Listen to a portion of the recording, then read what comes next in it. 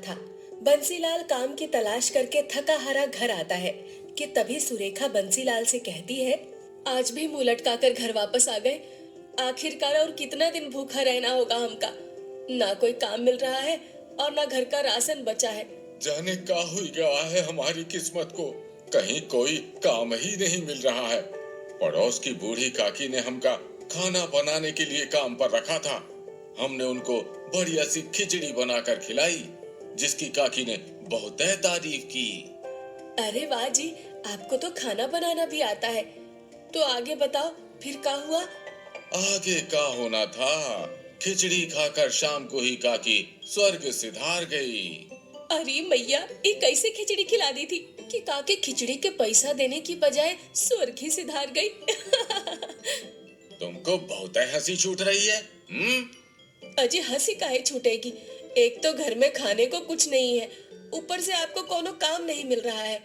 हम तो कहते हैं गांव में कुछ नहीं रखा। अब हमका शहर चलना चाहिए, वहीं काम करेंगे और मजे से खाएंगे। सुरेखा, तूने तो बड़े आराम से बोल दिया कि शहर में मजे से खाएंगे। तुझे कुछ मालूम भी है कि शहर में कितने बड़े बड़े होटल हैं और रेस्टोरेंट हैं जहां पर बहुत महंगा खाना मिलता है। क्या कहा आपने? रेस्टोरेंट? रेस्टोरेंट नहीं पगली, रेस्टोरेंट, जिसमें चाउमीन, बर्गर, पिज्जा वगैरह से लेकर सभी कछु खाने को मिलता है। अजी क्यों ना हम भी अपने गांव में रेस्टोरेंट खोल लें। वैसे भी आपको तो ये चाउमीन और क्या कहा था आपने?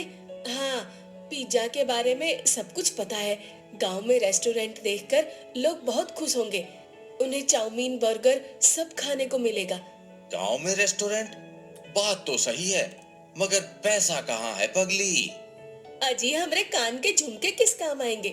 अभी इन्हें बेचकर हम गांव में रेस्टोरेंट खोल लेते हैं। जब काम बढ़िया चल जाएगा तो आप हमरे लिए फिर से झुमके बनवा देना।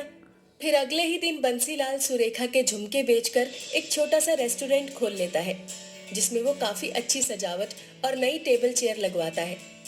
गांव वाले अपने गांव में एक सुंदर सा रेस्टोरेंट देखकर बहुत खुश होते हैं। अरे काहे बंसीलाल, तूने तो बहुत सुंदर मेज कुर्सी वाला ढाबा खोल लिया है रे।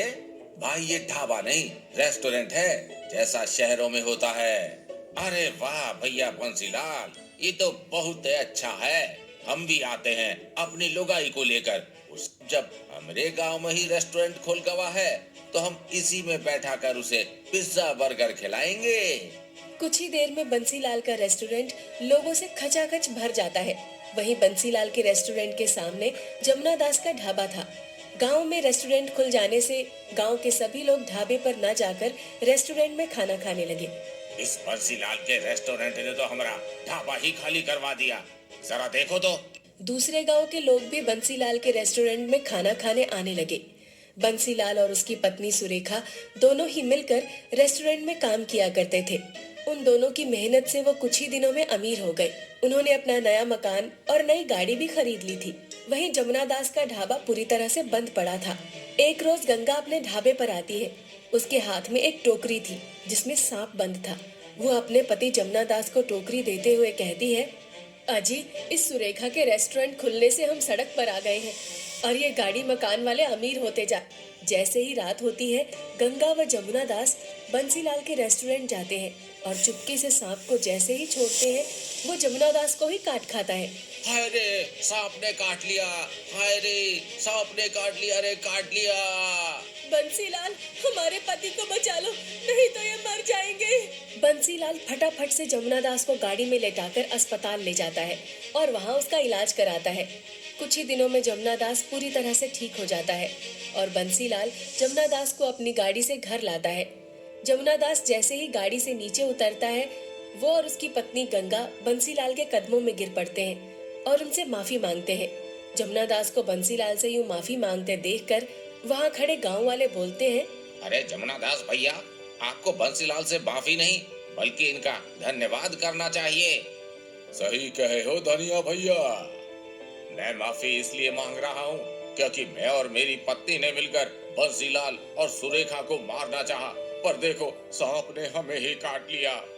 जब से बंसीलाल ने गांव में रेस्टोरेंट खोला है, मारना चाहा, मगर बंसीलाल ने मेरे पति की जान बचाकर हम पर बहुत बड़ा उपकार किया है।